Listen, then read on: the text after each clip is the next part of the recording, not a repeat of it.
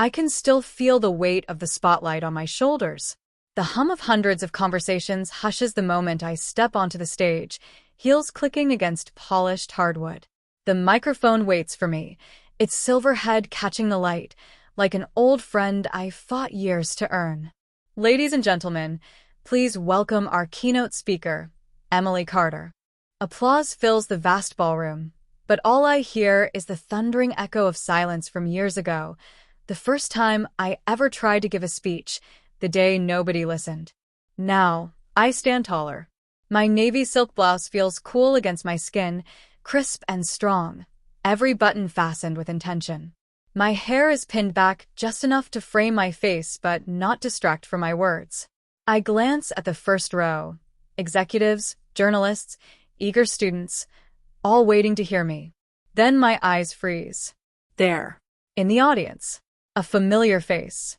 One of the people who once laughed, whispered, turned away as I spoke my heart out. My chest tightens, but I force a small smile. The irony isn't lost on me. The girl they ignored is the woman everyone paid to hear today. And my phone, tucked into my bag backstage, still buzzes with unread messages from people who once told me my voice didn't matter. I take a breath, steady and sure. This is my moment. The sight of that familiar face in the crowd pulls me backward, years in an instant, like the floor has opened and I'm falling straight into my past. I was 17, a high school senior in Maplewood, Ohio. My name had just been called for the regional speech competition. I remember clutching my note cards so tight they were damp with sweat. My palms trembled, my throat dry, but inside, I carried something big, words I believed in. The auditorium was packed with students, parents, and teachers. I climbed onto the stage, legs wobbling under my cheap black heels. The spotlight blinded me, but I smiled anyway. This was supposed to be my chance. I cleared my throat and began. Good afternoon, everyone. My name is Emily Carter, and today I want to talk about... A cough echoed from the back. A giggle followed. Then whispers. I pressed on, voice shaking but determined. The importance of listening to young voices. But they didn't listen. Not really. A group of boys near the side row started whispering loudly, snickering like my words were a joke. My own cousin sitting with my family was scrolling on her phone, not even pretending to pay attention. Teachers shifted uncomfortably, but said nothing. My heart hammered so loud I could barely hear myself. My hands shook, cards rattling. My chest ached with humiliation. I wanted so badly for anyone to look at me and see me. When I stumbled over a sentence, the laughter grew. And in that moment, my throat locked. I felt invisible, like my voice dissolved into the air. The speech I had poured my heart into, ignored, brushed aside, dismissed before it even had a chance. Afterward, as I hurried off stage, cheeks burning, I heard one of the judges whisper, promising ideas, but no presents. I didn't cry. Not there. Not in front of them. But that night in my room, under the pale yellow glow of my desk lamp, the tears came. I buried my face in my hands, shaking, whispering to myself, why do I even try? That's when I saw it. On the shelf above my desk, the small leather-bound notebook my grandmother had given me the summer before.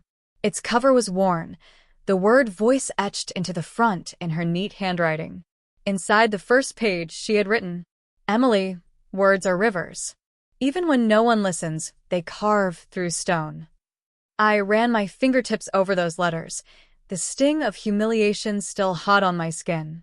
And that night, I made myself a promise. One day they would listen. That night with my grandmother's notebook lit something inside me, a fire that humiliation couldn't smother. I kept it tucked in my backpack every day, like a secret weapon. While others dismissed me, I filled its pages with fragments of speeches, phrases that felt like lightning, and questions I was desperate to answer. At first, I practiced alone. In front of my mirror, I would stand tall, shoulders back, forcing my voice not to waver. I watched my reflection, studying every expression, training myself to believe that my words carried weight, even if no one else thought so. But the real journey began in college. Freshman year at Ohio State, I stumbled across a flyer pinned to a bulletin board.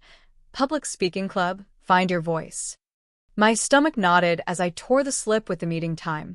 Part of me wanted to crumple it, throw it away, pretend I didn't care. But the other part, the girl with the leather notebook, couldn't ignore it. That's where I met Dr. Evelyn Brooks. She was a professor in her 60s, with silver hair always swept into a bun and a presence that commanded attention without ever raising her voice. She noticed me in the back row, scribbling notes more than speaking. After the meeting, she touched my arm and said, "Emily, your silence tells me you have something worth saying. Don't let fear be louder than your voice." Her words became a turning point. It wasn't easy. There were nights I stayed up until 2 a.m, reworking speeches, recording myself, then deleting the files in frustration. I hated the sound of my own voice, hated the quiver that sneaked in whenever I doubted myself. But Dr. Brooks pushed me. She made me stand in front of 5 people, then 10, then 50. Each time I felt like running, but each time I stayed. My first small win came sophomore year, when I was invited to speak at a student conference.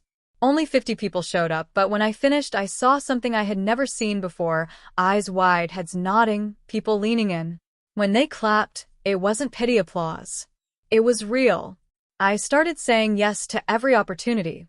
Community events, workshops, even small podcasts that barely had an audience. I didn't care about the numbers. I cared about learning to hold a room. But still, I kept it quiet from my family and the people back home. On social media, I posted vague updates, pictures of campus life, a coffee cup by a stack of books. Nothing that would reveal how serious I was about speaking. I couldn't bear the thought of them rolling their eyes again. By senior year, I had landed my first paid speaking gig, $200 to talk about resilience at a youth leadership seminar. I still remember holding that check in my hand, my fingers trembling, tears pricking my eyes. $200 wasn't much. But it was proof. Proof that my words had value. Slowly, the stages grew larger. Videos of my talks began circulating online. One of them, me speaking about overcoming failure, went viral, racking up millions of views. Strangers messaged me, saying I gave them courage. Strangers listened in ways people I knew never had. And through it all, I held on to the secret. My success wasn't for them. Not yet. It was for me. For the girl with shaking hands and a trembling voice who swore one day they would listen. The ballroom was buzzing, a sea of anticipation, the air thick with the scent of cologne, perfume, and freshly brewed coffee.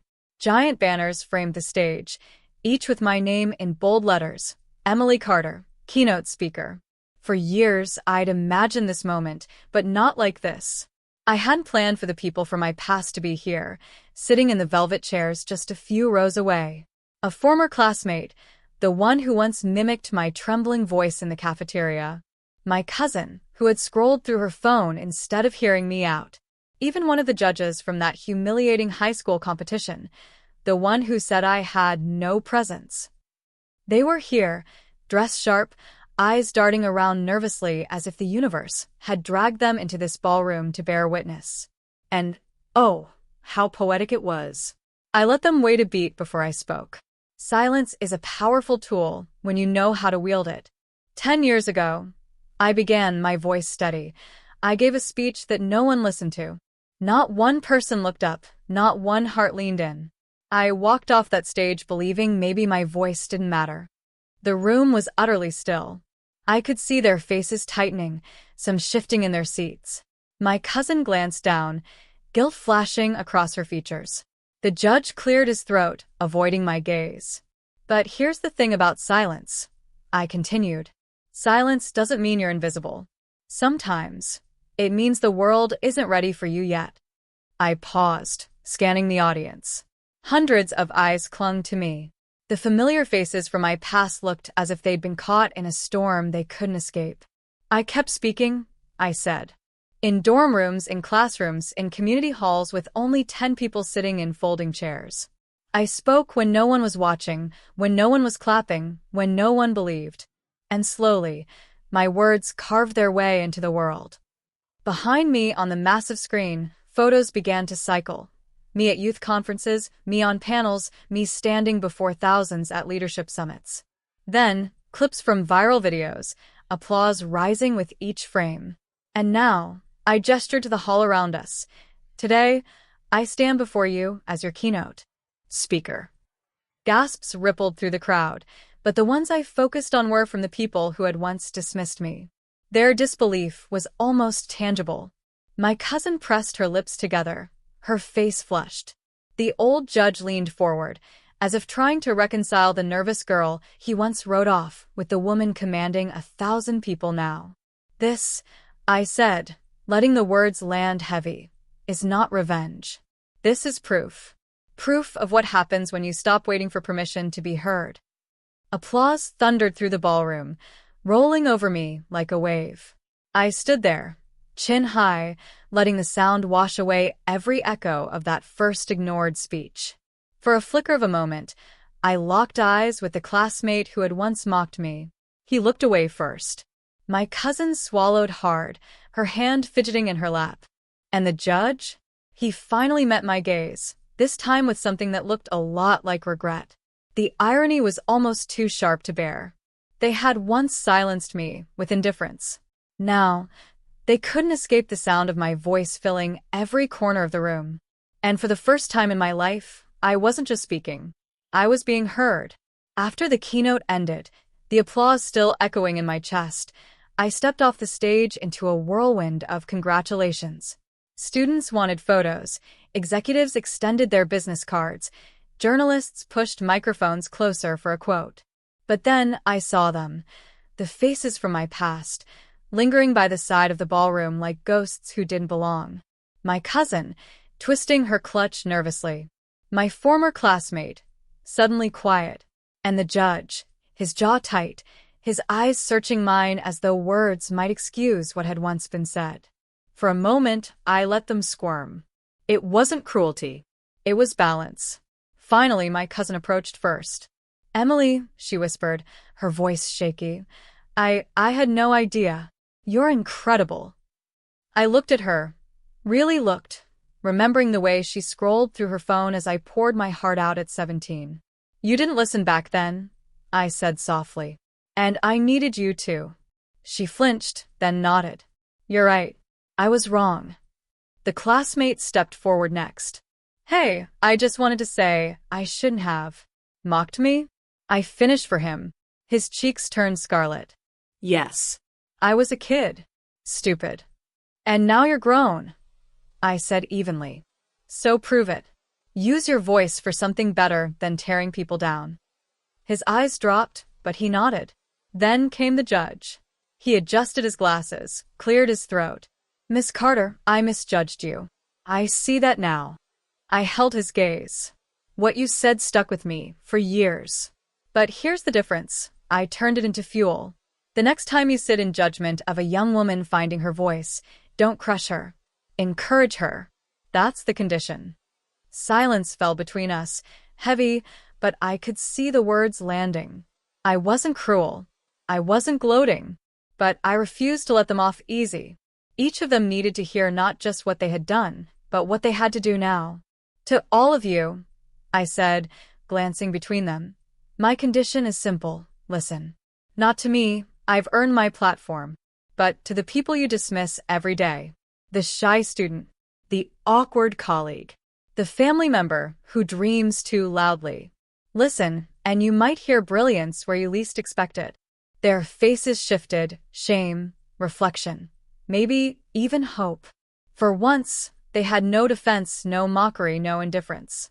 Only silence. And this time it wasn't dismissive. It was the silence of people realizing they'd been wrong. I softened then, because strength doesn't mean stone. "I don't need apologies," I told them. "I needed growth." "Show me that." "Show yourselves that. That's how you make it right." They nodded, slowly, like children handed back the responsibility they'd long avoided. And in that moment, I felt the power shift fully. The girl who had once begged for their attention no longer needed it. The woman I had become demanded respect, not for myself alone, but for every silenced voice they might encounter next. In the days following the keynote, I noticed small ripples forming, proof that words could shape more than applause. My cousin, the one who once ignored me for her phone, sent me a message late one night. I signed up for a creative writing class. I want to take my voice seriously, like you did. Thank you for showing me it's possible. The former classmate reached out too.